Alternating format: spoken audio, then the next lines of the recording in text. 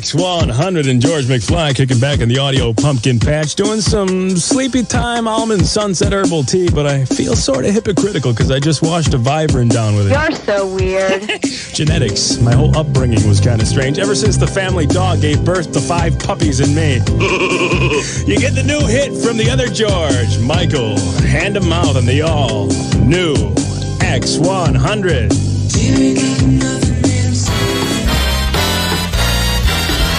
This is siaran Coach DV Perdana. Introduction. Hey, halo teman-teman. Terima kasih udah mampir dan dengerin podcast siaran Coach DV Perdana. Sebagai perkenalan, gue ini adalah salah satu penyiar jadul yang eksis di dunia radio sejak pertengahan tahun 80 sampai dengan tahun 2000-an. Okay, let's go. Alhamdulillah, bersama siaran radio, gue berkesempatan jadi penyiar kondang di zamannya. Sampai-sampai gue juga dipercaya oleh beberapa perusahaan radio untuk mengelola posisi-posisi penting seperti music director, program, production, hingga station manager. Ada 4 stasiun radio di mana gue pernah menjadi bagian dari mereka. What is it? Di antaranya Radio Febrianta di Kota Padang, selebihnya di Jakarta. Ada Radio El Shinta, Pas FM, TMI FM, serta pengelolaan siaran radio pertokohan pertama di Indonesia. Lokasinya di Pasaraya Blok M dan Pasaraya Manggarai. Nah, seiring berjalannya waktu dan pembelajaran yang kudu nggak boleh berhenti, terkumpullah cukup banyak pengalaman, inovasi, kreativitas, serta beragam solusi yang dioptimalkan bersama tim siaran jadul.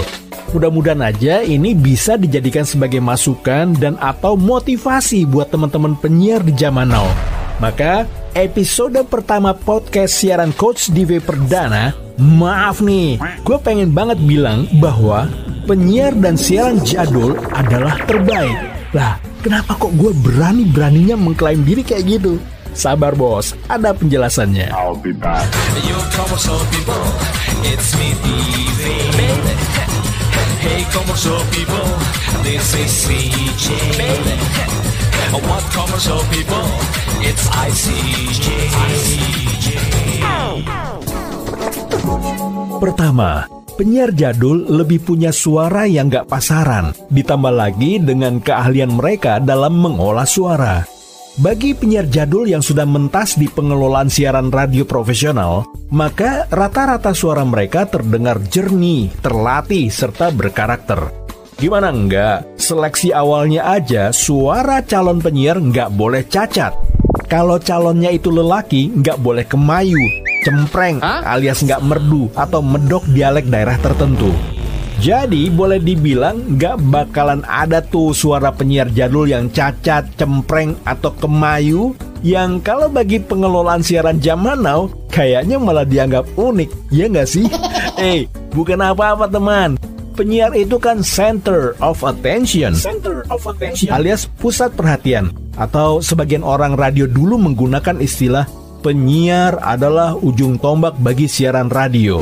Jadi nggak boleh ngasal, sebab penyiar pro itu juga dapat diilustrasikan sebagai penyanyi pro yang sedang melakukan entertaining atau live show di hadapan ratusan bahkan ribuan audiens dan penggemarnya.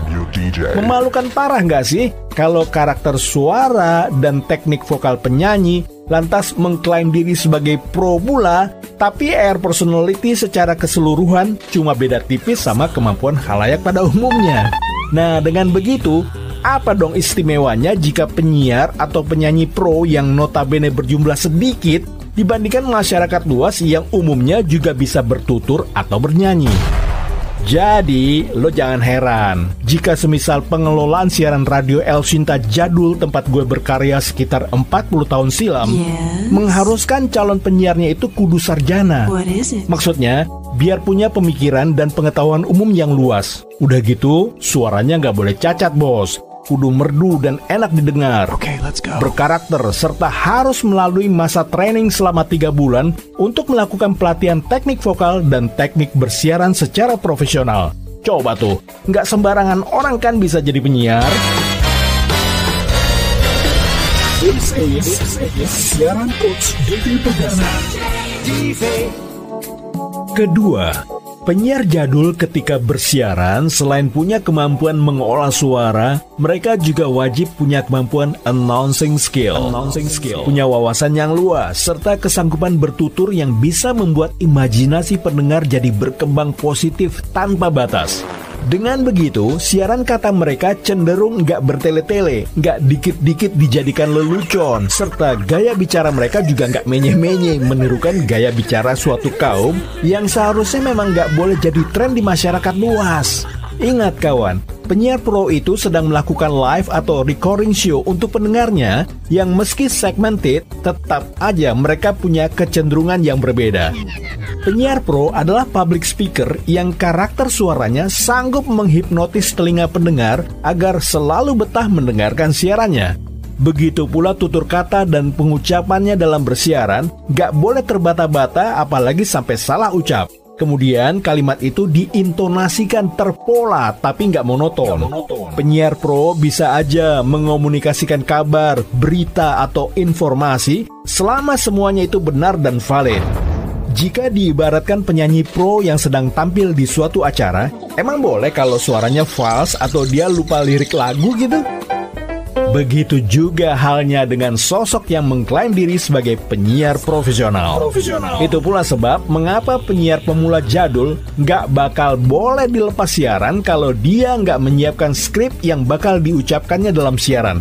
Mulai dari materi siaran kata full script hingga berkurang jadi poin-poin kata aja sebagai pengingat jika ia sudah lancar adlib siarannya. Okay, let's go. Kok repot ya jadi penyiar jadul? Nah, lo bayangin aja tuh.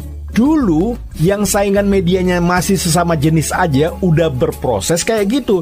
Terus gimana dong mestinya siaran radio zaman now?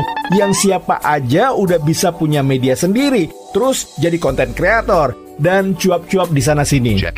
Kalau air personality dan kemampuan announcing skill lo nggak super istimewa, apa lidah lo nggak keseleo ngaku diri sebagai penyiar pro?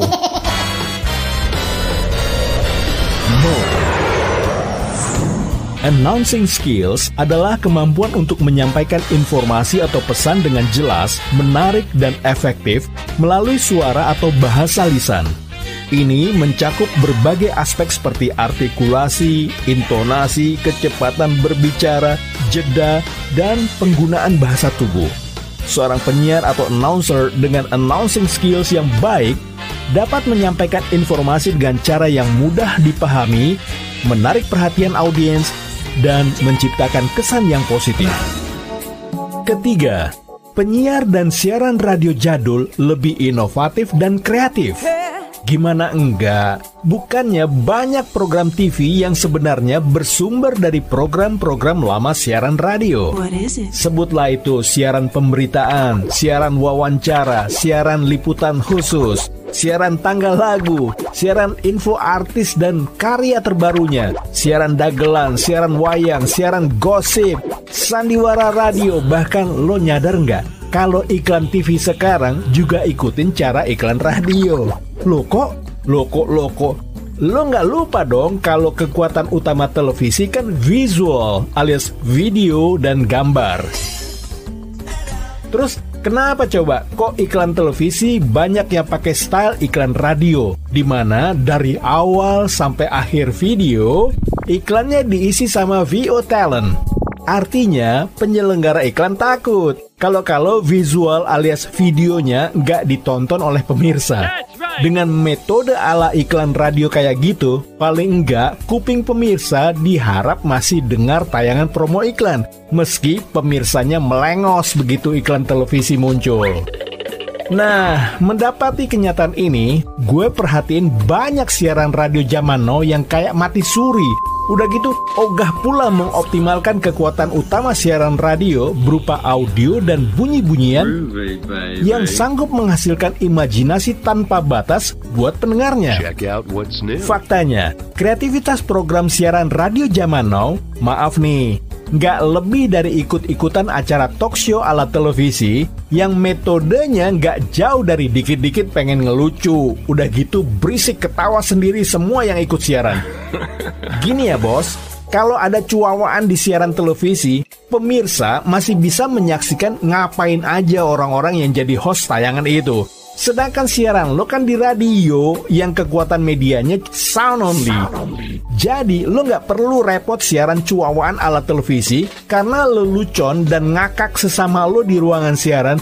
Mungkin banget bakal kedengeran berisik dan akibatnya pendengar lo langsung pindah gelombang.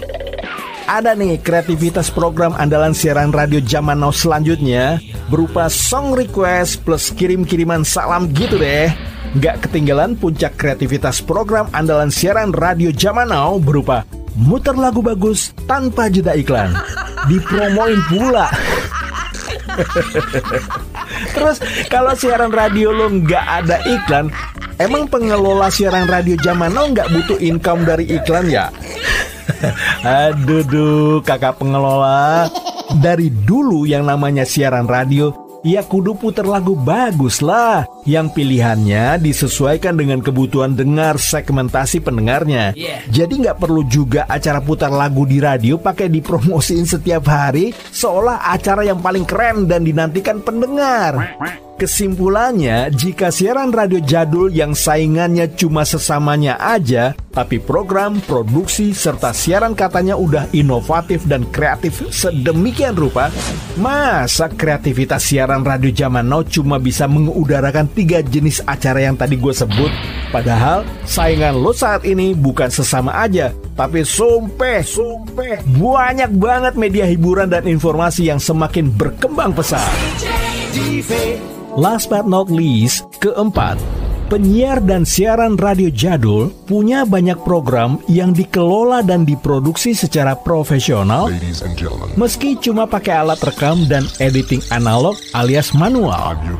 Nah, sebagai orang radio jadul, nyesek nggak sih gue mendapati siaran radio zaman now yang udah punya alat rekam dan editing canggih full digital, tapi program siaran 24 jamnya masih nggak jauh dari pengudaraan siaran yang katanya muter lagu bagus tanpa jeda iklan, atau acara andalan lain berupa song request dan talk show gitu deh.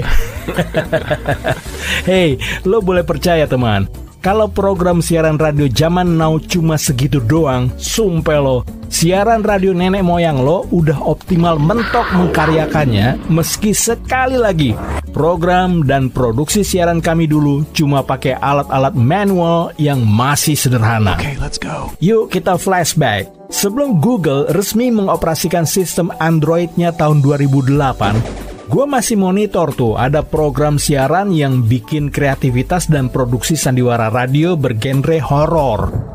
Ironis gak sih? Ketika media hiburan dan informasi udah semakin gila perkembangan dan persaingannya, lah kok siaran radio zaman now malah jadi lemah siaran kata, program, serta produksinya. Jadi, stressing yang pengen gue stabilo untuk perihal komparasi siaran jadul versus siaran zaman now ini, coba deh lo renungin. Kalau emang acuan siaran radio zaman now adalah siaran televisi, dulu sinetron itu tayangnya seminggu sekali. Sekarang produksi sinetron di seluruh televisi kudu stripping. Artinya sinetron-sinetron itu diproduksi dengan kecepatan tinggi dan tanpa jeda untuk mengejar tayang. Kalau siaran radio zaman now nyonteknya cuma bagian cuawaan dan penampilan gemulai, tapi nggak ada optimalisasi kreativitas, siaran kata, program, serta produksi, gimana lo mau bersaing dengan terus berkembangnya media lain yang positioningnya juga hiburan dan informasi?